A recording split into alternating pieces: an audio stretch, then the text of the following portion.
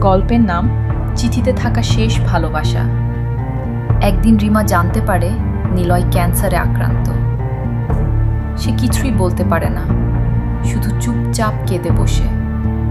তার মনে হয় কেন এমন হলো। নিলয়ের সঙ্গে কাটানো প্রতিটি মুহূর্ত চোখের সামনে ঝলমল করছে। জীবনের কিছু মুহূর্ত শুধু স্মৃতিতে থাকে। নিলয় শেষ চিঠি পাঠায়। রিমা, তুমি আমার জীবনের সবচেয়ে মূল্যবান মানুষ।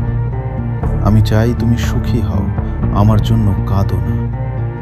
তোমার হাসি হোক চিরকাল। রিমা কেঁদে বসে চিঠি পড়ে। সে বুঝতে পারে মানুষ চলে যায়, কিন্তু ভালোবাসা হৃদয়ে থাকে। রিমা এখনো চিঠিগুলো পড়ে। সে শেখে বেদনাও ভালোবাসার অংশ। হারানো মানুষের স্মৃতি জীবনের আলো।